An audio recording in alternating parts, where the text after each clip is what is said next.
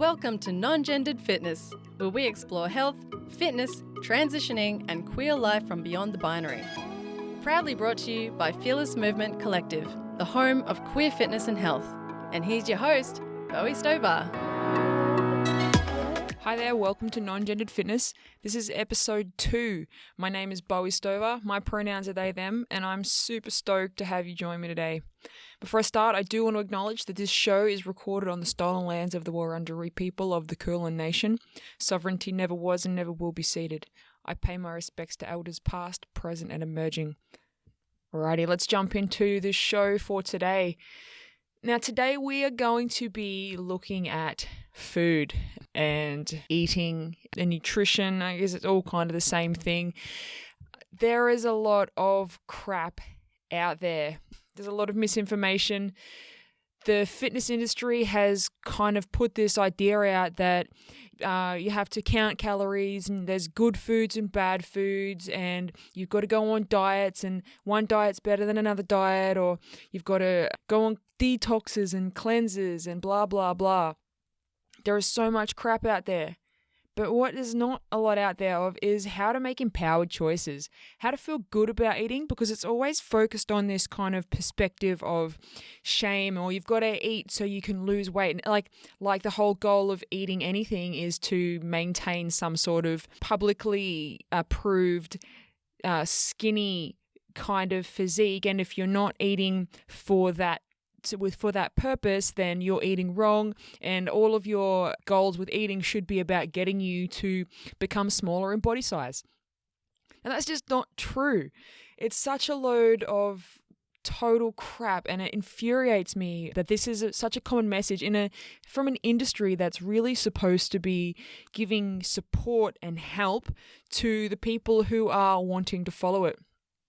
So in this episode today, what I hope to do is give you some insights and understanding into some practices that are actually empowering. And the one that I really like to ascribe to myself is mindful eating. I want to give you some tips on how you can start practicing mindful eating like right away. It's not a big change. It's not like you've got to change anything about what you eat. And understanding how eating influences your body and mind, because that's not what we're taught. So what is mindful eating? So mindful eating is just putting thought into what you're eating while you're eating it. So taking the time to, with whatever food that you've got prepared or whatever food you've bought for yourself, while you're eating it, just thinking about it. Think about how it feels while you're chewing it. What flavors are you noticing? What textures do you notice in your mouth as you chew? How does it taste? How does it smell? It's really just taking time to be present while you're eating. And that's all it is. It doesn't matter what you're eating. I really want to be clear on that. I will never ever dictate to a person that there is a good versus bad food, because food is food. And it's our own meanings on it that create the good or badness. And it's really harmful to think, oh, I can't eat that because it's bad for me. Or if I want to reach this goal, then I have to stop eating this, this particular thing or that particular thing. It's like, that's not true. It's about eating and just being thoughtful about not only what's happening while you're eating it, but thinking about how you want to feel after you've eaten. Because food doesn't just stop once we've finished consuming it. It's got this whole process of digestion to go through. But not only that, it's not just about digestion. You also have all the thoughts that come with it once you've finished eating it. Because if you eat something and then turn around and feel shame, like, oh, I shouldn't have eaten that. I'm overweight. That's not going to make me feel any better. Oh, I just feel worse now. That thinking is actually worse for your body than the food that you may have eaten that you think is bad for your body to start with. Does that make sense? Because our thoughts create emotional responses in our body, and emotional responses create chemical responses in our body and influence our hormones, which has this huge kind of ripple effect on how our whole body then functions once we've finished eating that meal. So it can be a really easy trap to fall into. I know, because it's something I think that in a lot of Western cultures in particular, it's kind of ingrained into our culture in some way that you've got to be on a diet, or you've got to cut these foods from your eating because they're bad for you, or these ones are going to make you gain weight. Or eat fat-free because eating fatty foods is what makes you gain weight. It's like it's a lie. It's all a lie. And it's really easy when there's not a lot of messaging out there saying contrary to think that that's the truth of it. And it's just not true. There's so much misinformation coming through the fitness industry because they want your money. The fitness industry focuses on putting out the stuff that creates urgency and wants you to buy into it. It's like, oh my gosh, there's this new diet. All I've got to do is drink juice. I don't know if you've heard of the juice diet. Oh, what is that? Juice is not a diet. Like, juice is a beverage that you can enjoy, on a hot day, or, something like that. Juice is not a diet. It is not something to base your whole lifestyle around. Because when we look at eating, we've got to think not just about the meal we're having now, not just about the meal we're having later, but long term, our whole lives. See, we've got to eat for our whole lives. If we don't eat for our whole lives, then some pretty bad stuff happens. Death without eating. It's no surprise that there are so many people out there who struggle with really unsafe and unhealthy relationships with food when all the information that they're given is telling them that they should feel bad about their body if they're eating this, or if they look like this, then they should feel bad about eating something that people have decided is quote unquote not good food for you. Anyone who tells you that you need to stop eating whatever, unless it's if it's a doctor or a nutritionist, like someone who's very specialist, who's saying, well, maybe you need to make these food choices because of X, Y, Z, and this is some health outcomes that you want because currently this is where your body is at. Maybe listen to them. But when it comes to like any of the dodgy magazines that are out there preaching all their crap about get skinny for summer, you can do that, take this 12-step detox, blah, blah, blah. That's the tone that I think that they have when they talk about this, by the way. They're like blah, blah, blah, blah, blah, blah. And it's all lies. Don't listen to anything of that nature. Listen to a nutritionist or a specialist because they actually have spent a lot of time learning about food and how your body responds to food and the digestive system and the physiological responses and hormonal responses that come from eating. They know boats. If it's not them, they don't. This is why it becomes so hard when it comes to food choices. And it's really common for people to have emotional attachments to food. There's nothing wrong with that. We all have ways of comforting ourselves when it comes to like challenges in our lives. And for some people, food is something that can be really comforting to them, especially if they've been raised in a family that, food and eating together is kind of that connection. That's the family moments. It's a communal thing. And there's something really deep down and inherently kind of primal within all humans, I think, where sharing of food is a really connecting act. There's nothing wrong with that. It's actually a really amazing thing to share food, to come together, to eat together, to cook for others and share other people's food that they've created as well. It's a really positive and empowering thing. It's no wonder that we have these connections. If you're feeling stressed or if you've had a tough day, you want to come home and you want to eat something that helps you feel just good. Because when you're stressed and you just want that something that's just like I need to step away from this feeling. And food can be that. Food can be that comfort for people.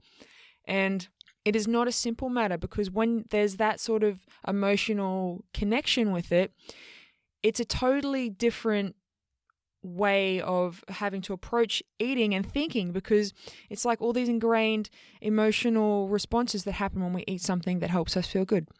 And there's nothing wrong with that. And you don't need to go on a diet. No one needs to go on a diet. If you are someone who finds that eating something like a particular food helps you relax, don't feel bad about that. That's okay. If it's something that helps you relax, but then afterwards you start shaming yourself and you start feeling negatively towards your body, or you have really hard thoughts towards yourself, that's when it becomes a problem, because that thinking is what can lead to like depression. It can lead to a lot of anxiety. It leads to eating disorders such as bulimia or anorexia, and they are really serious matters. And it all stems from our thinking about our food and the misconceptions that are put out there, and the social beauty standard that says that you've got to be skinny to be accepted in society. It's one of the most unrealistic standards to have, especially when a majority of the population within Western culture are classified as being overweight. So it's just this unrealistic expectation that people are expected to fulfill and then feel bad when they don't. I think a lot of the expectations that we're told that we have to abide by are created by the patriarchy. You know, you've got these cishet men who'll sit in a position of privilege and judge everyone else around them without looking at themselves, without reflecting that, well, they may not be ascribing to this. They may not be the standard of what is considered attractive by being, you know, having a low body fat percentage, but they have that expectation on others, particularly on women and particularly on people from the trans and gender diverse community.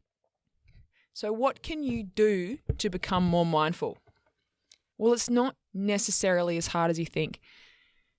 One of the first things that I would suggest is after you eat, just check in with yourself.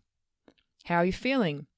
You know, and not just check in with yourself right after the meal. Check in with yourself 1 hour after eating. Check in with yourself 3 hours after eating. You see, as our bodies digest food, different hormones are released in response to the food. When we eat something that's carbohydrate based, so that can be something that's sugary, it can be breads, pastas, rice, though there is a difference between complex and simple carbohydrates. The body, at the base level, our body's response is going to be the same, because at the base level, all carbohydrates are made of sugars, and our body's response to sugar is to release insulin, which is a hormone in our body. And when it releases insulin, the insulin goes out and it takes all the sugar in our blood and it pulls it out of the blood, because there's a level that our blood sugar needs to be out for it to be kind of at a balanced level. And when our body has an insulin response, because we've eaten something that's carb-based, and it pulls that sugar out of our blood, we get a big drop in energy. And that's when a lot of people will say that they've gone into a food coma. This is an insulin response. Or it might be that you get the 3 o'clock in the afternoon slump. That's often an insulin response, particularly if you've had a lunch or a meal in the middle of the day that had quite a high level of carbohydrates.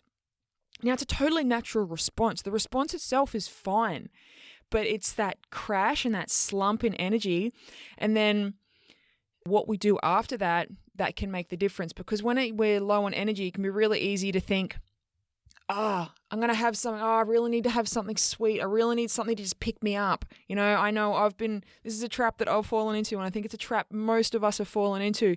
So you have something that's a little bit sweet. You might have a piece of fruit. You might have a muesli bar. You might have a chocolate, whatever it is. But that's sugar again. So we get that pick up again. It's like, yes, I feel energized again, until our body sends out more insulin, and then we have another crash. And then it's this up and down process, right?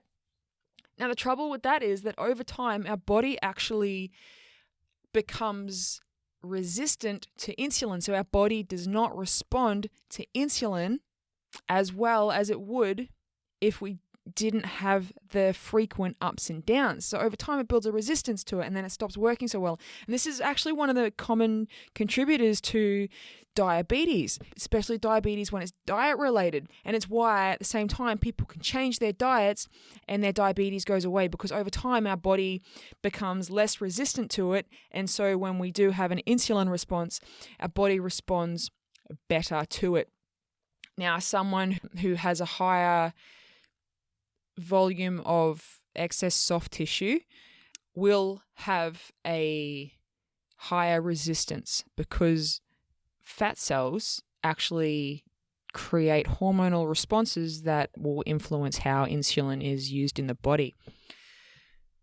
So bringing it back, when I talk about thinking about how you're feeling after a meal, this is something to be mindful of.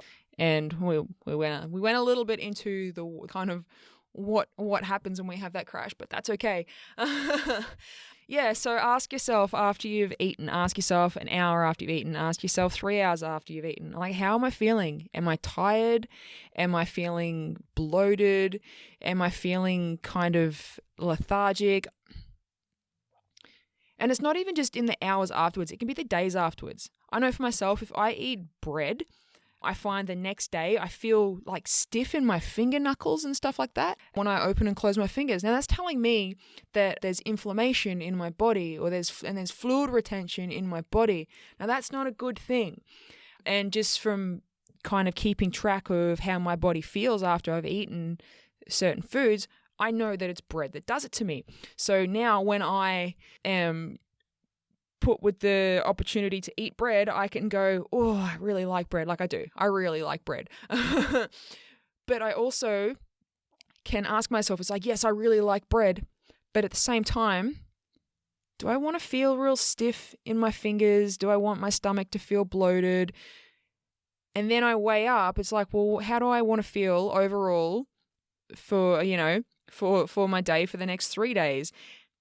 And then I can help myself make a better decision. And this is mindful eating. This is why I talk about thinking about how you feel afterwards, because now that I'm aware of how bread makes my fingers feel stiff and I feel a bit bloated and kind of a little bit puffy, it influences my choice for when I choose to eat bread. And I can go, well, I haven't had bread in a few weeks, so yeah, I'm just going to have it this one time.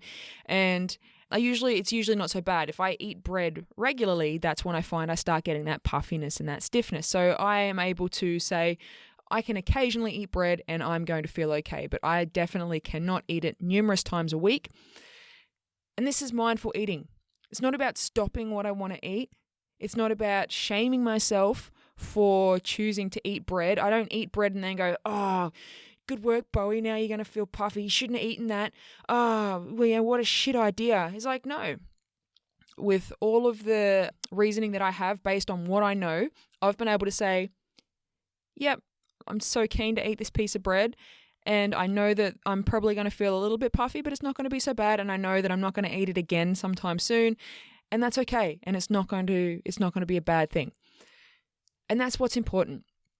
And this is something that once you kind of get a feel for how certain foods make you feel, and it can feel a bit tricky at first because you may not necessarily be able to tell, especially if kind of you've been eating the same foods for a long time. Your base level of how you feel from constantly eating foods that may not make you feel great it's going to be a little bit hard to tell.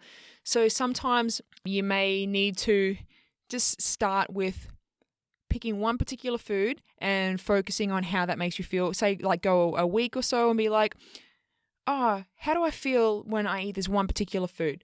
Which is how I found out that bread and pasta as well, like wheat-based bread and pasta, just makes me feel a bit icky if I have too much of it over a short period of time. This is mindful eating. So it's not about taking anything away, but it's about making informed decisions of how and when I want to eat certain foods. And it's not easy at first. It can be a bit tricky. So another option is to keep a diary of how you're feeling. Sometimes it's easier to just write things down. You can just jot a couple notes. It doesn't have to be anything huge. You could have a notepad and just be like, ate this food 1 hour after I feel like this, 3 hours after I feel like this. And just keep a little log, because that's when you can start to notice when things start to create different feelings in your body. Some questions you can ask yourself while you're checking in after you've eaten a meal. How's this meal made me feel? So like we were just speaking about, not just 1 hour, 3 hours, 6 hours, a day after. How has this meal made me feel? What was I thinking about while I ate? Because it's really easy to just, especially if you're sitting in front of the TV, like watching Netflix, or you're watching a movie, or you're playing a game or something, you can eat without even realizing that you're eating, right? You're not taking the time to think about your food. You're just kind of smashing it down so you can get back to what you want to focus on. Now that makes a big difference with what you'll eat. And ask yourself, how do I want to feel after eating? So these are some really great questions to check in with, because if you're really honest about your answers, they're going to really influence the choices that you're going to make. Now, I do want to be clear. This is not to say that any food is good or bad, because that's not a thing. And there are some foods that if you eat them a lot, they may be high in calories and low in nutrients. So the outcome of eating foods that have a higher volume of energy in them that you aren't using is that they can cause health implications. They can cause many physiological responses within your body that aren't all going to be positive or helpful for you long term. But that is not to say that you can't eat whatever you want to eat. It's all about you eat whatever you want to eat, but you think about how it makes you feel. And you think about whether that's how you want to feel or how else you could feel or how choices you make could influence changes in how you feel. This is why it's mindful eating. And one of the best ways to become mindful eating is to eat slowly, because then you have the time to really think about the food you're eating, think about how it feels in your mouth, thinking about how it smells, thinking about how it tastes. So it's all kind of interconnected. So it doesn't matter what you eat. If you can eat it slowly, think about the food while you're eating it, and then think about how you feel afterwards, you're going to start noticing some really interesting things. Now, I would recommend starting small, because mindfulness, I know it's a bit of a word that's flung around about these days. It's like one of those hot words of the moment, mindfulness, and, it goes with, meditation, that kind of new age self-helpy kind of talk. But it's got some truth to it. It does, because it's just about being present and thinking about what you're doing and making choices, and then thinking about how those choices make you feel. Starting small will make it easier. So I would say choose one meal and start there. So say you eat breakfast. Start with your breakfast. So if it's once a week or if it's once a day, like, you don't have to go into doing this every day. You can start at anywhere that you feel good about. You don't want this to be overwhelming. Make it a fun experiment, right? Because that's what it is. Like, this is not something you have to do permanently, but it can be interesting to learn about how your body feels. And I know that within the trans and gender diverse community, oftentimes a lot of us spend our time trying to avoid feeling our bodies. So this can be tricky, but long term, it is so helpful, because our minds and our bodies are in this together. We can't do anything without both of them working together. And the outcomes of avoiding your body is that you can end up with not looking how you want to look, not feeling how you want to feel. So mindfulness is a great way to start kind of introducing your mind to your body, being like, hey body, we're going to eat this thing. I'd love to know how you're feeling about that. And then listening to what your body's telling you. You don't have to love your body. You don't have to think that your body is anything other than what you currently think it is. But at the same time, you can accept that your body is going to do certain things based on the foods that you put in it. And if you listen to what your body is telling you, you can start helping it to feel better. So you can start with one meal a day. You can start with one meal a week. Just pick one and stick with it. It makes it heaps easier. So say it's breakfast. Eat your breakfast. Eat whatever you usually would. Or eat your lunch and eat whatever you usually would if you want to pick lunch, if you're someone who doesn't eat breakfast. But just pick it and then spend a week or two. I'd say 2 weeks, because you're really not necessarily going to feel change or gain a lot of insight over a shorter period of time. So I'd say for 2 weeks, if you just picked one meal and every day focused one meal, how you felt afterwards, then I think that you would be surprised with what that outcome would be. As I touched on earlier, keeping a diary about it, so taking notes. So find that one meal. Like today, I felt this. I felt a bit sleepy afterwards. This is what I ate. I felt bloated afterwards. Or I ate this. I tried something new. I felt really great. I felt energized. I didn't feel too full. I just felt satisfied. And with eating slowly, this one becomes real. This one for me was one of my biggest challenges, but I try to eat slowly as well for numerous reasons. Not only does it help with being mindful of eating, but the more you chew your food, the easier it is for your body to digest it. So, when your stomach gets a little bit of an easier time with the food that you're sticking into it as well. And what I found was if you match your eating pace with someone around you, so someone who eats slower than you, that is, not someone who eats faster. So if you find someone who eats slower than you and then match your pace to them, so take a bite when they take a bite, chew for as long as they chew, and slow it down, I'm not going to lie, it's a challenge, but it really helps you think about what you're doing. Sometimes the thinking is like, oh my God, how can I chew my food this long? My food is now mush in my mouth. It's all gooey and there's nothing. That's okay. Then you've just chewed your food really well. That is fine. Your stomach will thank you. But really kind of take the time to think about that. So what if you can't do it right now for whatever reason? So if you're someone who has a challenging relationship with food, and if you're someone that lives in Australia, you can actually get a referral from your GP to access a nutritionist for like 6 free visits. That's every Australian citizen is eligible for that. So if you feel that you need some extra help getting started and you don't have the money to pay for a nutritionist, you can get 6 free visits. You just need to go to your GP and tell them that you are having challenges with your food. I think there's a criteria you've got to fulfill, that you've got to show that you're having challenges with your eating and the implications of that are negative, and therefore you need help from a nutritionist. But if you chat with your GP about it, you're entitled to 6 free visits from a nutritionist, and they know boats, well, they know nutrition.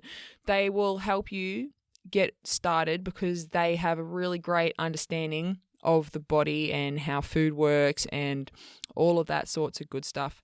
If you do have a challenging relationship with food, or if you're someone who's had disordered eating in the past, I would really recommend chatting to your GP and accessing that, because sometimes for some of us it's not going to be an easy start, and that's okay. We all start where we start, and we can't change that. And everything from that starting point is always moving forward, even though sometimes it may not feel like it. But it's okay. Where you're starting at right now is okay. It's perfect. It's exactly where you need to be to start. So starting small, like I mentioned, but try starting smaller. If you're feeling challenged by just doing it once a day, go to once a week. Just pick, like on a Monday morning's breakfast. Every Monday morning's breakfast, I'm going to think about how breakfast makes me feel. So start small. It doesn't have to be big things. It doesn't have to be big jumps. And in mindfulness, like I mentioned, it can be tough. It can be challenging. Like anything, it does require practice before it starts to feel more comfortable and a little bit more like, this is a bit more natural for me.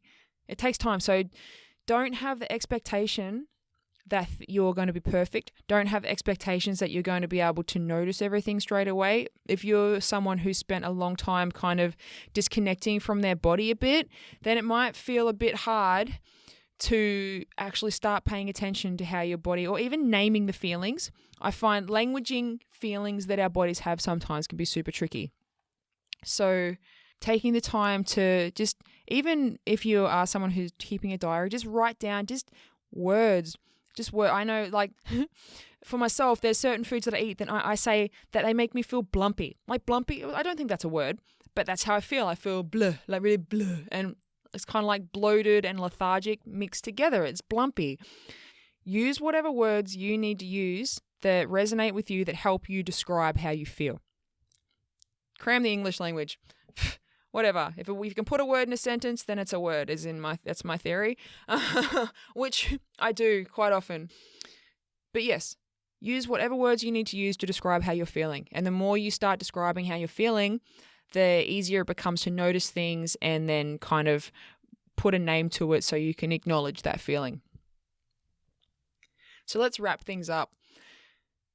Today we have talked about what mindful eating is, how you can start practicing mindful eating today by asking yourself, how has this meal made me feel? What was I thinking about while I ate? Did I enjoy my food? How do I want to feel after my food? and check in with yourself. Check in 1 hour after, check in 3 hours after, check in 6 hours, check in the next day. Start thinking about how your food makes you feel, not just short term, but long term. Eating slowly. No matter what you eat whatever you want, but eat it slowly. Find that slow eater. Toddlers are really good for it because, I don't know, it's like every meal is like some sort of adventure. Find them. Find the slow eaters. Match their pace. And getting a referral from a nutritionist, if you're in Australia, and if you feel that you're challenged with your relationship with food or you need specialist support to get started. So all these details will be in the show notes. If you want to find out more about us, you can go to www.fearlessmovement.co. You can find us on Facebook at Fearless Movement Collective, or you can find me on Instagram as the NoTNB. All of these links will be in the show notes. Until next week, remember, you're in charge of your life. You have the ability to create a life that excites and empowers you. So have a rad as day, pals.